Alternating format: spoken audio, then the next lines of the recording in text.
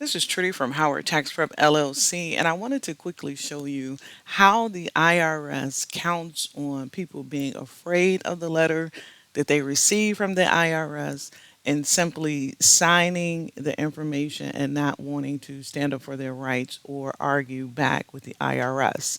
Here, you'll see that the IRS is auditing. This is called a mail examination or examination by mail, where they literally mailed out the documents to the taxpayer. This says Schedule C1. So this is on their Schedule C as in Charles. The Schedule C that's attached to the person's personal 1040 tax return because they have a small business. Now, this tax year is ending in 2019. Now, had this tax return been done on time and the person will have had it filed by April 15th, 2020, we would not have this situation now because the IRS has 3 years from the date of the return to go in and do an examination, not counting fraud or withholding of income. But in a typical situation, the IRS will only audit for 3 years. So if they don't catch their mistake or your um, alternate information or alternate truth within 3 years, if you find the tax return, then they cannot come back and assess an additional tax or say you're being audited. So in this case, though, it says Schedule C1, explanation of items. And here they're asking this person to explain other expenses. So it says here, please provide copies of the records you maintained to substantiate, which just is a fancy word for prove, the expenses you have claimed under other expenses on your Schedule C for the tax year listed above. The record should include such items as copies of receipts, canceled checks, invoices, logs, and documents. Now, if you go down on this tax return, I prepared this. This is one of my clients, and I am a very detailed person. So you can see here, this particular client, they generated $102,000 in revenue and they had a profit of $38,384. I point that out to get rid of the myth of the IRS won't audit you if you claim an income because they will. So not only did they have a profit, they had to pay an income tax, Social Security, and Medicare tax on this amount. There were things they were entitled to that helped to bring down the tax liability that they had. But again, the point of me showing you their profit for the year, the $38,384, is to dispel the myth that if you don't take a loss on your Schedule C, the IRS will not audit you. That is not correct.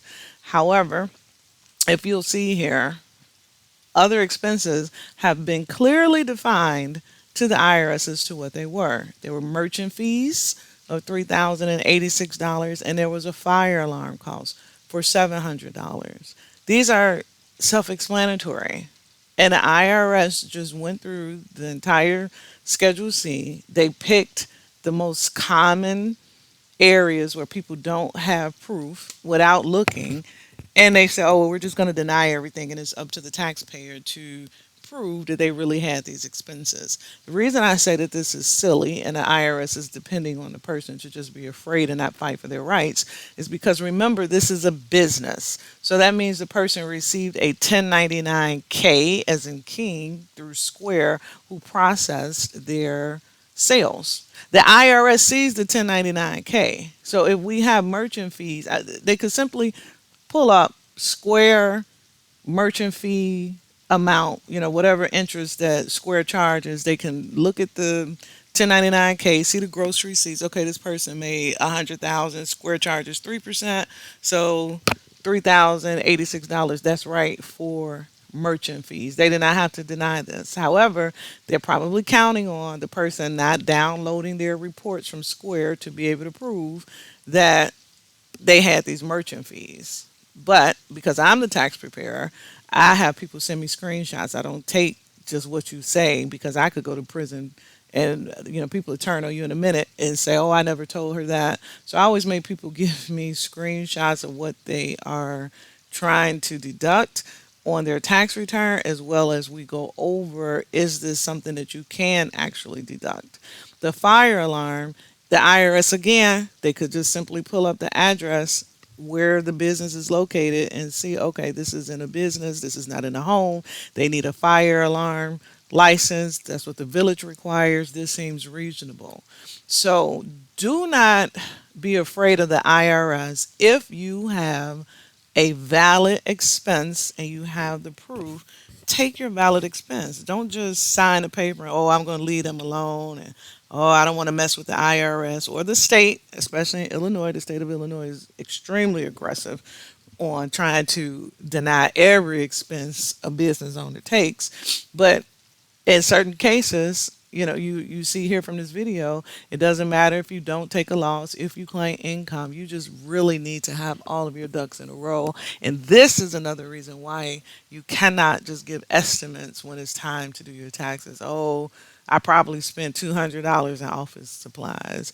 Oh, I spent about $1,200 in utilities. No, we need the exact amount. I'll be following up this video with a later video on the other items that the IRS is requesting and what the client will be signing in, but I just wanted to briefly show you when you have other expenses, and that's just an expense that does not fall under any other category on the tax return. Now, could I have put fire alarm inspection under office expense? I could have, but I, again, I'm very detailed, so that's why I chose to actually detail out what the fire alarm expense was for. So now we only have to come up with one receipt versus trying to get all of the office expense receipts, because they could have just said, well, we're going to deny the entire office expense. Okay? So if you need help with any back taxes, Howard Tax Prep LLC can help you. If you've received a letter from the IRS, an examination, and you believe that it's not correct, we can also help you, but you have to have your documentation. All right. Thank you so much. Enjoy your day.